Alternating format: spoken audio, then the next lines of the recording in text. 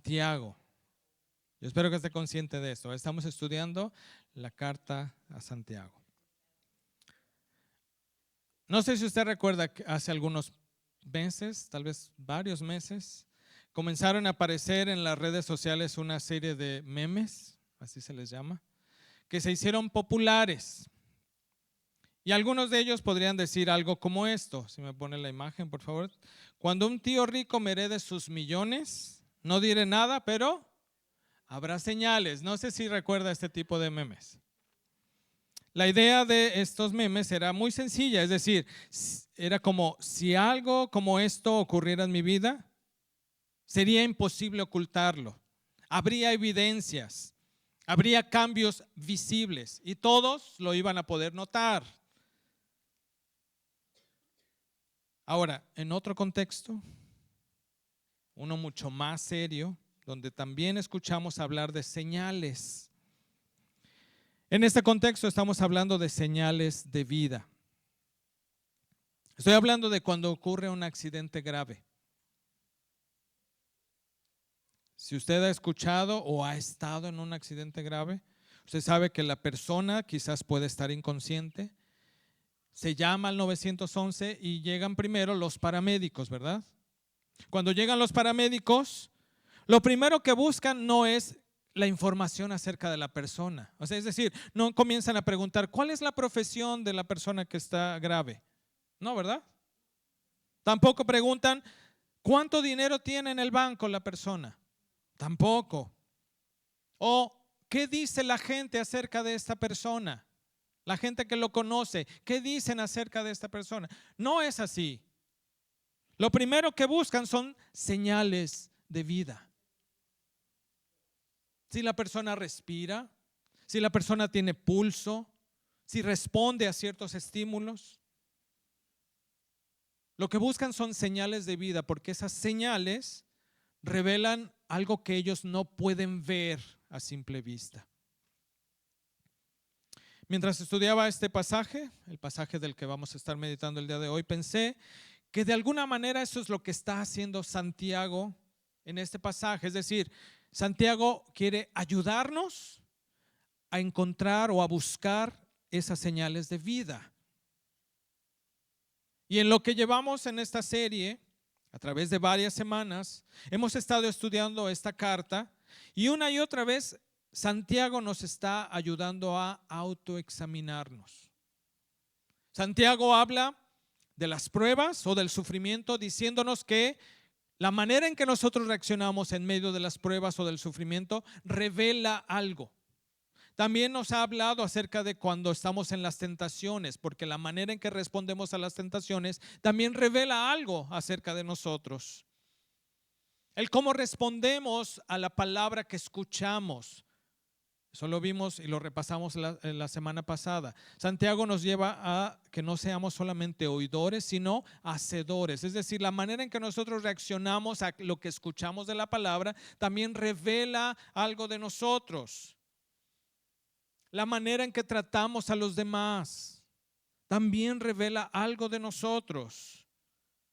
Y Santiago nos dice que todas, absolutamente todas nuestras obras revelan algo acerca de nosotros. Podemos decir que Santiago está en una búsqueda o nos está mostrando cuáles son esas señales de vida espiritual. Está ayudándonos a responder una pregunta que es muy importante. Es una pregunta que debemos estarnos haciendo constantemente. ¿De verdad hay señales de vida espiritual en mí? ¿Hay señales de vida espiritual en mí? O dicho de otra manera, ¿qué evidencias hay de que Dios está obrando en mi vida? Esta pregunta es importante. Es importante porque es muy posible confundir muchas cosas con la fe que salva. La fe que salva es posible confundirla con haber crecido en la iglesia, conocer las historias bíblicas, saber de doctrina, incluso decir que creemos en Dios. Si usted sale a la calle, mucha gente le va a decir que cree en Dios, pero esa no es la fe que salva. Pero Santiago quiere ayudarnos a distinguir entre una simple profesión religiosa de fe y una verdadera fe. Lo que Santiago quiere que entendamos es esto: la fe salvadora siempre produce evidencias visibles, porque Dios transforma, se toma el tiempo, lleva un proceso para transformar a aquellos que han confiado en Jesucristo. Por eso he titulado este mensaje Señales de vida. Ahora voy a leer la palabra de Dios. Por favor, ponga mucha atención. Esta es la palabra de Dios, estas no son palabras humanas, es la palabra de Dios. Voy a leer Santiago 2, 14 al 26. Dice así: hermanos míos, ¿de qué le sirve a uno alegar que tiene fe si no tiene obras? ¿Acaso podrá salvarlo esa fe? Supongamos que un hermano o una hermana no tiene con qué vestirse y carece de alimento diario, y uno de ustedes le dice: vaya en paz, abríguese y coma hasta saciarse, pero no le da lo necesario para el cuerpo. ¿De qué servirá eso? Así también la fe por sí sola, si no tiene obras, está muerta. Sin embargo, alguien dirá: tú tienes fe y yo tengo obras. Pues bien, muéstrame tu fe sin las obras y yo te mostraré la fe por mis obras. ¿Tú crees que hay un solo Dios? Magnífico. También los demonios lo creen y tiemblan. ¡Qué tonto eres! ¿Quieres convencerte de que la fe sin obras es estéril? ¿No fue declarado justo nuestro padre Abraham por lo que hizo cuando ofreció sobre el altar a su hijo Isaac? Ya lo ves. Su fe y sus obras actuaban conjuntamente y su fe llegó a la perfección por las obras que hizo.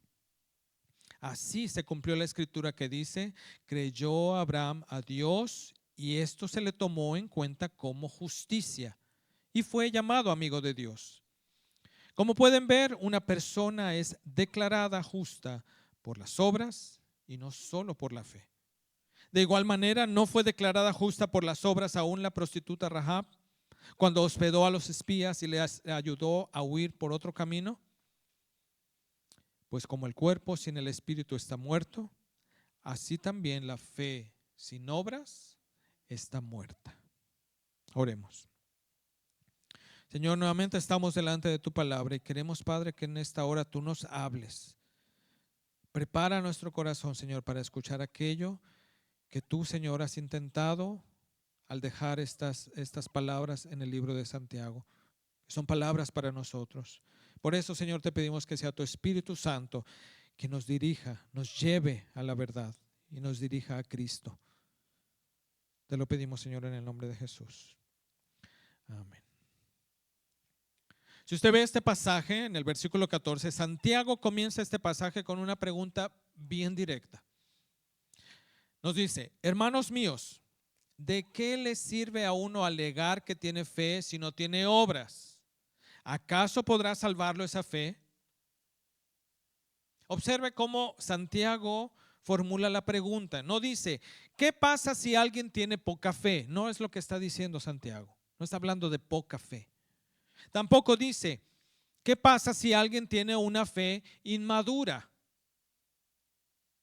Lo que sí dice es: si alguien dice que tiene fe. Desde el principio, Santiago dirige nuestra atención hacia una profesión de fe. Lo que se llama profesión de fe es precisamente profesar o decir que tenemos fe. Alguien puede afirmar que es creyente, decir que tiene fe. Y entonces, la pregunta central de esta sección es la siguiente: ¿puede ese tipo de fe salvar? La que solamente se profesa, ¿puede salvar esa fe? Y es importante notar que Santiago no está hablando de la fe salvadora en general, está hablando de la fe que acaba de describir. Es decir, una fe que es profesada con los labios, pero jamás se vuelve visible en la vida. No hay evidencias de que esa fe sea real. Y entonces, para responder a esto, Santiago presenta una ilustración Una ilustración que yo creo que es bastante sencilla, que nos la podemos imaginar con facilidad.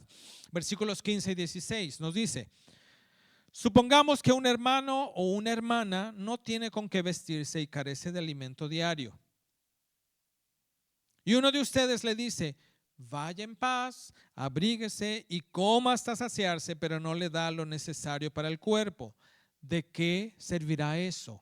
Bueno, la respuesta es muy obvia. ¿De qué servirá? Bueno, no sirve para nada.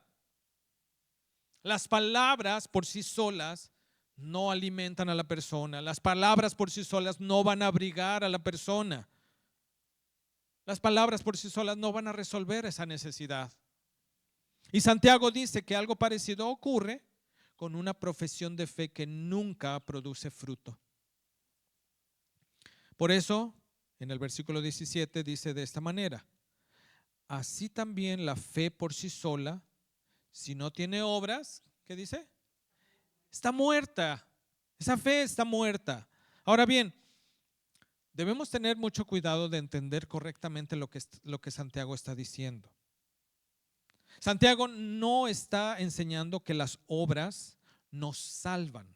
No es eso lo que Santiago está diciendo. No está enseñando que debemos ahora añadir obras a la fe para entonces ganar el favor de Dios. No es eso lo que está diciendo Santiago. La pregunta que está haciendo Santiago aquí es otra. La pregunta es si una simple profesión de fe, es decir que tengo fe, pero que no tiene ninguna evidencia de transformación, ¿podrá esa fe salvar realmente? Y la respuesta de Santiago es clara, nos dice que no, esa fe está muerta. Porque existe una gran diferencia entre decir que creemos y confiar verdaderamente en Cristo. Esa es la verdadera fe, la que confía en Cristo. Ahora, Santiago lleva su argumento un poquito más allá, lo lleva un poco más lejos. Versículo 19. Estas probablemente son algunas de las palabras más sorprendentes de toda la carta. Nos dice: ¿tú crees que hay un solo Dios? Magnífico. También los demonios lo creen y tiemblan. No sé si usted se había puesto a pensar que los demonios no son ateos. Los demonios saben que Dios existe. Los demonios conocen muchas verdades acerca de Dios. Incluso en los evangelios se nos da muestra de cómo los demonios reconocían perfectamente quién era Jesús y lo llamaban el Santo de Dios. Lo llamaban el Hijo del Dios Altísimo. Los demonios, estamos hablando de los demonios, reconocían la autoridad del Señor Jesús, temblaban ante Él.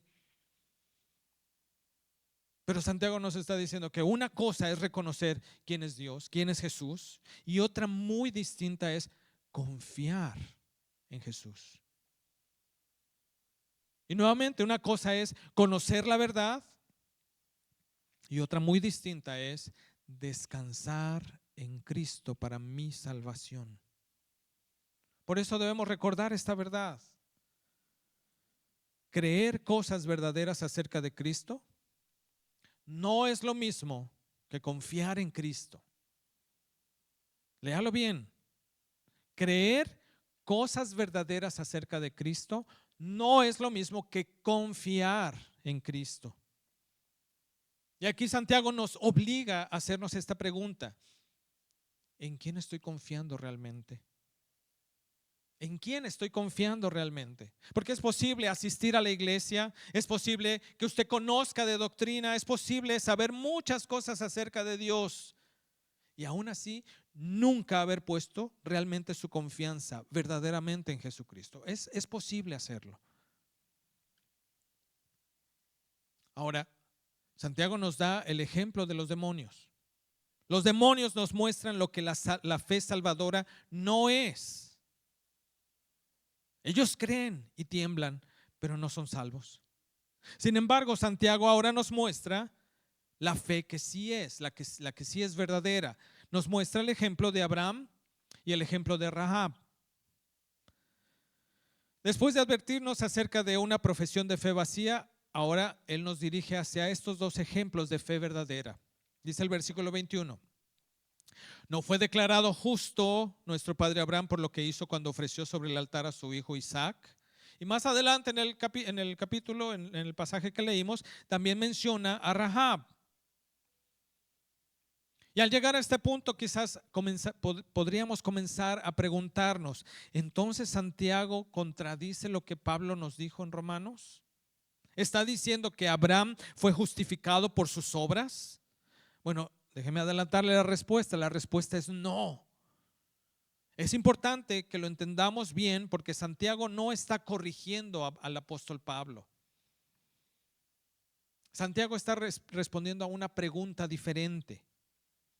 Yo sé que hace algunos meses o algunos años estudiamos toda la carta de los Romanos y aprendimos una verdad que es fundamental en el Evangelio. Yo espero que usted la tenga muy presente. Esa verdad es que somos justificados por la fe solamente. Somos justificados por la fe, por la sola fe. Esto sigue siendo absolutamente cierto.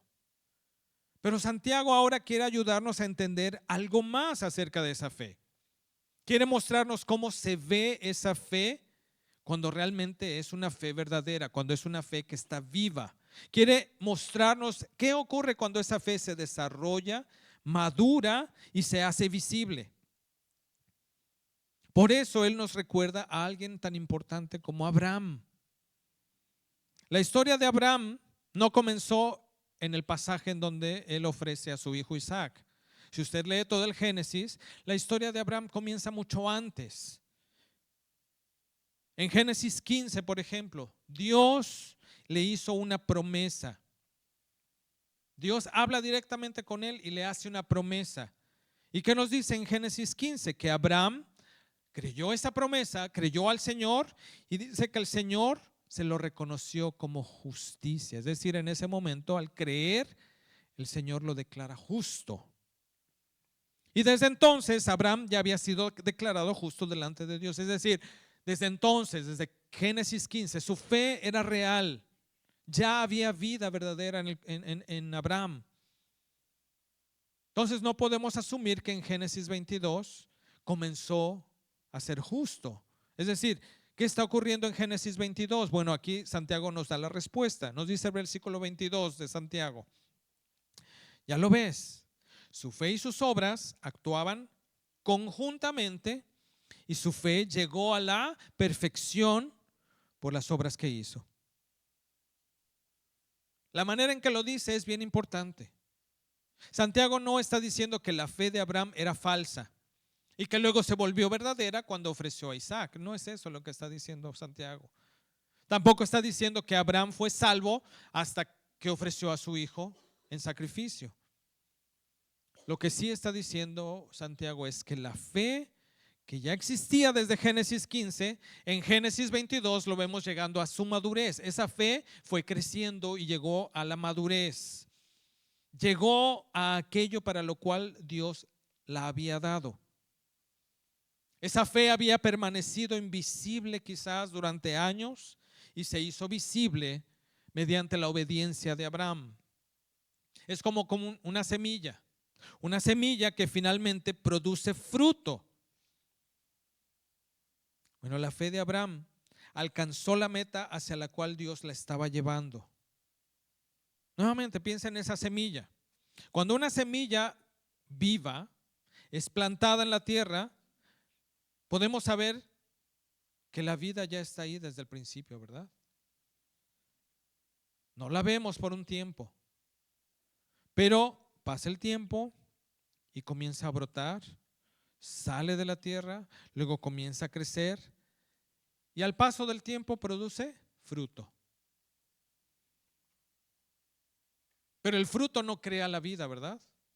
El fruto lo que hace es revelar la vida que ya había desde esa semillita que estaba debajo de la tierra. Y eso es exactamente lo que Santiago está diciendo ahora acerca de Abraham. Nuevamente podemos decir que desde Génesis 15 ya existía la vida en Abraham. Ya había sido justificado. Sin embargo, hasta Génesis 22 esa fe se hizo visible, indiscutiblemente visible. Y por eso Santiago puede decir que la fe fue completada o fue perfeccionada por las obras de Abraham. No porque las obras hayan añadido algo que faltaba a la fe, sino porque hicieron visible lo que ya era su fe. Las obras no crearon la vida. Las obras revelaron la vida que ya había. Y lo mismo ocurrió con Rahab. No sé si usted recuerda la historia de Rahab. Ella, cuando llegan los espías, comienza a decir que ella había escuchado acerca del Dios de Israel. Y desde antes ella había creído en el Dios de Israel, y esa fe se hizo visible cuando decidió identificarse con el pueblo de Dios y proteger a esos espías. En ambos casos, en el de Abraham y en el de Rahab, vemos una misma realidad. La fe que justifica produce obras de justicia. ¿Lo puede leer conmigo? La fe que justifica produce obras de justicia. Y ahí vemos precisamente esta relación entre Romanos, lo que creemos, lo que vimos, lo que estudiamos en Romanos, y lo que nos dice Santiago el día de hoy. Romanos nos muestra cómo una persona es declarada justa delante de Dios. Ahora Santiago nos muestra cómo esa fe se hace visible en la vida de una persona. No son mensajes opuestos, no se contradicen el uno al otro, son lados de una misma verdad. La fe que justifica nunca permanece sola. La fe que justifica produce siempre obras de justicia. Ahora debemos preguntarnos, ¿qué era exactamente lo que Abraham creyó y que lo hizo y que hizo que eso lo declarara justo? ¿Será que solamente aceptó cierta información acerca de Dios? ¿O que comenzó a estar de acuerdo con algunas verdades? No, lo dice el pasaje claramente, que él creyó en Dios, confió en Dios, en esa promesa, descansó en Dios y comenzó a depender de Dios. Y eso nos ayuda a entender qué es realmente la fe que salva. La fe que salva no consiste solamente en creer cosas verdaderas acerca de Cristo. Los demonios creen y tiemblan. La fe salvadora consiste en confiar en Cristo. Consiste en descansar en Cristo como la única esperanza de salvación. Para esto yo le pido que se imagine una silla. Usted sabe lo que es una silla, ¿verdad? Usted usa sillas todos los días. Usted puede ver la silla ahí. Puede saber que sirve para qué. Para sentarse. Usted sabe para qué sirve una silla. Incluso puede ver una silla y decir, usted puede calcular si le va a aguantar o no. ¿Verdad que sí? Usted puede saberlo, o sea, y uno puede estar hasta desconfiado. En otras no, uno se echa con toda confianza. Pero aún así, aunque usted la vea, aunque usted diga, usted calcula y dice, sí me va a aguantar, aún así usted puede no confiar lo suficiente como para sentarse en ella. O incluso, bueno, a mí me ha pasado que me puedo sentar como a medias, es decir, me recargo un poquito, pero estoy como con mis piernas activas para aguantar de mi peso, no sea que se vaya a romper la silla. No confiamos, o sea, en ese caso no estaba yo confiando plenamente en esa silla. Ahora, le doy este ejemplo porque muchas personas hacen exactamente lo mismo con el Señor Jesucristo. Por supuesto, creen que Jesús existe. Creen que Él murió en la cruz, lo creen. Creen que resucitó. Creen incluso que Cristo puede salvar. Pero siguen sosteniéndose por sí mismos, como el ejemplo que le acabo de dar. Siguen confiando en sus obras, siguen confiando en su religión, siguen confiando en sus esfuerzos, siguen confiando en que son mejores que otros, es decir, se están comparando con los demás y siguen confiando en eso. Pero la fe salvadora descansa completamente en Cristo. Ahora, hay otras personas que hacen exactamente lo contrario. Ni siquiera se acercan a Cristo. Porque están convencidas de que Cristo no va a poder sostenerles. Lo que piensan es, es que yo he pecado demasiado. Yo he fallado demasiadas veces. Dios no puede perdonarme. Ya es demasiado tarde para mí. ¿Ha escuchado así personas que piensan de esa manera? O tal vez usted ha pensado de esa manera. Pero aquí no se trata de si tú eres suficientemente bueno, ni siquiera suficientemente malo. Se trata de si crees que Cristo es un Salvador suficiente, si te va a poder sostener. Y el Evangelio nos dice que Cristo recibe a pecadores, que Cristo perdona, que Cristo salva a los pecadores. Por eso la fe salvadora no consiste solamente en creer que Cristo puede salvar. La fe salvadora consiste en descansar en Cristo para que Él te salve. Cuando una persona descansa verdaderamente en Cristo, algo comienza a ocurrir, hermanos. A través del Espíritu Santo, Dios comienza a producir vida nueva en esa persona. Y donde hay vida, habrá señales de vida. Lo que nos lleva a la siguiente pregunta: si tu fe o si la fe salvadora consiste en confiar en Cristo, ¿cuáles son las evidencias que produce esa vida? Versículo 26. Hay una ilustración aquí que es muy sencilla. Nos dice el versículo 26: como el cuerpo sin el espíritu está muerto, así también la fe sin obras está muerta. Aquí está el asunto central de todo esto, hermanos. Esto nos lleva a observar nuestra propia vida. Nos lleva a que observemos si la fe de la que estamos hablando es una realidad viva o solamente es una profesión religiosa. Cuando los paramédicos llegan al lugar del accidente, nuevamente buscan señales de vida. Esas señales le van a ayudar a reconocer una realidad que no pueden ver a simple vista. De la misma manera, Santiago, hermanos, nos está invitando a observar nuestra vida espiritual. No nos está dando una lista de tareas para que demostremos que somos cristianos. No. Nos está invitando a observarnos, a autoexaminarnos de una manera honesta. Porque nuevamente, la fe salvadora produce evidencias, cosas que se ven, fruto. Entonces, ¿qué cosas podríamos esperar encontrar en la vida de una persona que ha nacido de nuevo? No sé si usted se lo ha preguntado antes, pero ¿qué cosas debemos esperar de una vida que ha nacido de nuevo en Cristo Jesús? Bueno, déjeme hablarle de algunas de ellas. Una de ellas es que la persona comienza a ver el pecado de una manera muy diferente. Antes veían el pecado, observaban el pecado en su vida, pero sin mucha preocupación. En Cristo, cuando hay vida nueva, la persona comienza a luchar contra el pecado. Comienza a haber convicción, comienza a haber arrepentimiento. Existe un deseo genuino de apartarnos de aquello que desagrada a Dios. Fíjese cómo lo dice John Piper, un predicador y escritor de libros muy famoso en nuestros días.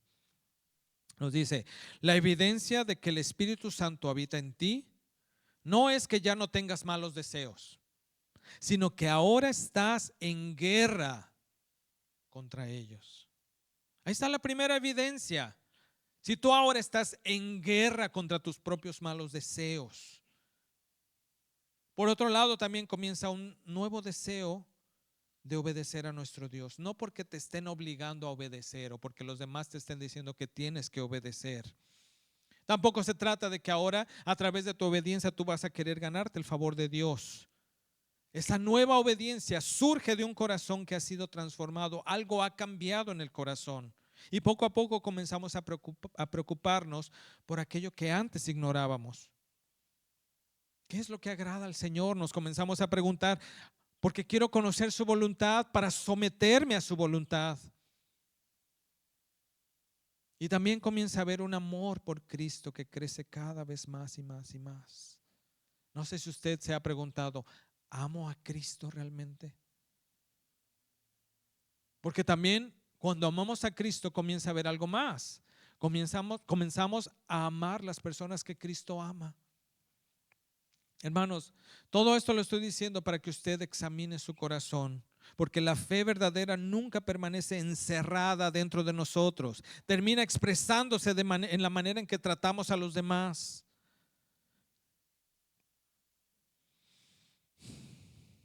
Estas preguntas, hermanos, nos pueden ayudar a autoexaminarnos. ¿Hay amor por Cristo donde antes no lo había? Es decir, ¿usted realmente ama a Cristo? ¿Tiene hambre por conocer su palabra? ¿Es sensible a su pecado? ¿Tiene el deseo de obedecer a Cristo? ¿Hay arrepentimiento cuando usted se da cuenta que ha pecado? Estas preguntas, por supuesto, no tienen el propósito de producir señales de vida, porque esas no se producen, no se fabrican. Tiene el propósito de que nos ayude a reconocer si esas evidencias están en nosotros, si esas señales están en nuestra vida. Y si al descubrir, si al observar nuestra vida descubrimos que no hay evidencias de vida espiritual, porque eso puede pasar. Si al usted examinarse se da cuenta que no hay evidencias de esa vida espiritual, si a estas preguntas usted le responde que no, la verdad es que no hay amor por Cristo. No tengo hambre por la palabra de Dios. Mi pecado me da igual. No tengo sensibilidad al pecado. O no, realmente no tengo el deseo de obedecer. No me arrepiento cuando peco. Si usted al observar su vida llega a esta conclusión, hermano, todavía está tiempo de venir a Cristo, de confiar en Él. Todavía está tiempo, venga a Cristo. Ahora, si usted ve señales de vida, aunque todavía no ha habido mucho crecimiento, bueno, lo mismo tiene que hacer, venga a Cristo. Hermanos, la misma gracia que nos da vida es la misma gracia que nos hace crecer. La misma gracia que nos salva es la misma gracia que nos transforma. Por eso Santiago nos invita a autoexaminarnos. Volvamos a la pregunta con la que comenzamos. Tengo un poquito de paciencia. Volvamos a la pregunta. La pregunta es, ¿hay señales de vida espiritual en mi vida? Nuevamente, es posible que usted haya crecido en la iglesia y crea que por eso ya es usted salvo. Es posible que usted pueda recitar de memoria versículos bíblicos y creer que por eso ya usted es salvo. Es posible que usted conozca las historias bíblicas y las pueda explicar con facilidad y creer que por eso ya es salvo.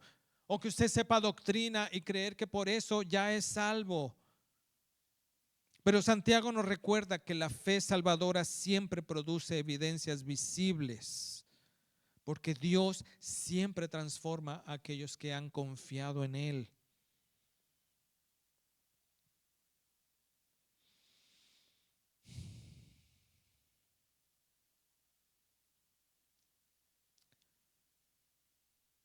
Si hoy por primera vez reconoce que nunca verdaderamente ha descansado en Cristo, si ese es su caso, hermano, la respuesta no es de ahora en adelante esfuérzate más, no. La respuesta tampoco es de ahora en adelante comienza a fabricar esas señales de vida.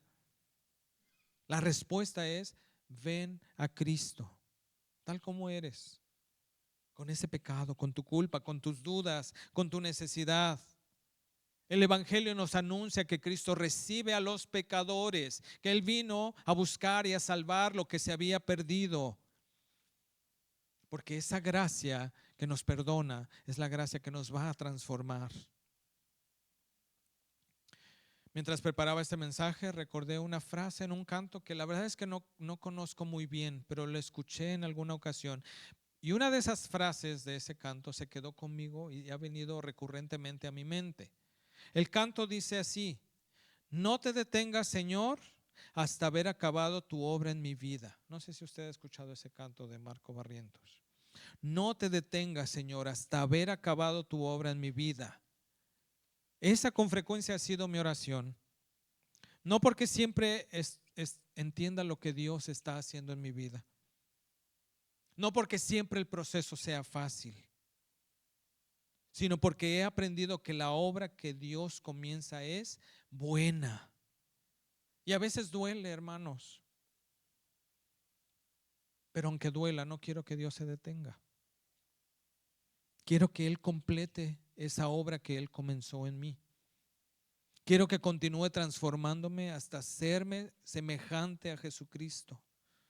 Quiero que continúe transformándome a pesar de que pueda haber dolor. Y yo creo que esa oración, esa petición, es una evidencia de lo que Dios está haciendo en mi vida. Porque una persona espiritualmente muerta lo que quiere es aliviar el dolor. Pero una persona espiritualmente viva lo que quiere es que Cristo sea formado en su vida. Y por eso podemos comenzar a decir: Señor, sigue obrando, sigue transformándome, no te detengas. Y mi oración en esta hora es que el Señor le permita a usted ver con claridad la condición de su propio corazón. Y que al hacerlo, el mismo Señor nos lleve a ver nuestra necesidad de Cristo. Hermanos, yo le invito a que se quede esta frase en su mente, en su corazón. Donde hay una fe viva, habrá siempre señales de vida. ¿Lo puede decir conmigo, por favor? Donde hay una fe viva, habrá señales de vida. Ahora, ya estoy terminando. Pero antes de terminar, quiero, si alguien me ayuda, por favor, a entregarles estas hojitas a cada uno de ustedes. Quédese con cada uno con una copia. Yo creo que van a alcanzar. Si no alcanzan, me dicen. Esto no es un examen para que me lo entreguen, ¿eh? Tampoco es una lista para que usted se compare con los demás. Dejemos de hacer eso, dejemos de compararnos con los demás. La intención que tiene esta hojita es que sea una herramienta para que usted, al llegar a casa o en la semana, continúe reflexionando lo que Santiago nos ha mostrado el día de hoy. Llévela, léala con calma, pero sobre todo hágalo en oración. Nuevamente, si usted no ve ninguna de estas señales en su vida, yo le invito a que vaya a Cristo, a que confíe en Cristo, así como en esa silla, el ejemplo que le di de la silla, que realmente descanse en Jesucristo. Y si usted puede ver algunas de esas señales, dele gloria a Dios, porque eso no lo pudo haber producido su corazón engañoso y pecaminoso. No, eso lo ha producido el Espíritu Santo en usted. Si usted puede ver algunas de esas señales en su vida, dele gloria a Dios. Pero ¿sabe qué? Si usted no ha crecido lo suficiente, si la evidencia no es tan clara como debería de ser, vaya a Cristo también. ¿Ya todos tienen su hojita? Bueno, la idea es que usted responda con honestidad delante del Señor estas preguntas. ¿Hay amor por Cristo donde no lo había antes? ¿Hay hambre por la palabra de Dios? ¿Hay sensibilidad al pecado? Pero no al pecado del otro, a mi propio pecado. ¿Hay deseo de obedecer a Dios? ¿Hay arrepentimiento cuando peco? ¿Hay evidencias de que Dios está obrando en mí? Y ahí está una reflexión final para que usted la lea ahí a solas delante del Señor. Oremos para terminar. Padre, muchas gracias por tu palabra, porque nos lleva a la verdad, incluso nos muestra la verdad acerca de nuestra propia condición. Y gracias, Señor, porque está allí tu palabra, porque tú no nos quieres dejar en el engaño, no quieres que vivamos engañados. Tú quieres llevarnos a examinarnos a la luz de tu verdad. Y Padre, yo sé que tú conoces cada corazón que hemos escuchado tu palabra en esta hora. Tú conoces cada corazón. Tú sabes quiénes realmente están descansando en Cristo. Pero tú sabes también quiénes solamente han tenido una profesión de fe de labios para afuera. Pero Señor, mi petición es que no permitas que nadie salga de aquí confiando en algo que no puede salvar. Llévanos, Señor, a Cristo. Concede, Señor, que haya arrepentimiento y fe en todos aquellos, Señor, que han escuchado esta palabra. Señor, para aquellos en los que tú ya has comenzado tu obra, Yo te pido que tú continúes transformándonos, Señor, que no te detengas, como dice esta canción. Produce en nosotros ese amor por Cristo, un amor que crece más y más y más. Que haya hambre por tu palabra, por conocer tu voluntad, por conocer aquello que tú deseas, por conocer lo que te agrada, pero también lo que te desagrada. Que tengamos hambre, Señor, de conocer tu voluntad. Que haya sensibilidad a nuestro pecado, no al pecado de otros. Muéstranos, Señor, lo que hay enfermo en nuestro corazón para que deseemos, Señor, tu sanidad. Que deseemos la mano del médico sanando y curando lo que hay en nosotros. Que haya un mayor deseo por obedecerte, un anhelo creciente de parecernos más y más a tu Hijo Jesucristo, nuestro Salvador. Señor, no te detengas de hacer la obra en nosotros. Completa tu obra, Señor, esa obra que tú has comenzado y que tú prometes, Señor, completar. Sigue tu obra, Señor, en nosotros. Haz que nuestra fe produzca ese fruto que te honre, que te dé gloria a ti. Permite, Señor, que nuestras vidas den evidencia de que tu gracia está obrando en nuestras vidas, Señor. Que aprendamos a descansar, como en el ejemplo de la silla, que aprendamos a descansar en Cristo cada día más, porque Él es nuestra única esperanza. Solamente en Él encontramos perdón, vida y salvación, en nada más. Muéstranoslo, Señor, y ayúdanos a creerlo y a caminar en eso, Señor. Te lo pedimos en el nombre de Cristo Jesús. Amén.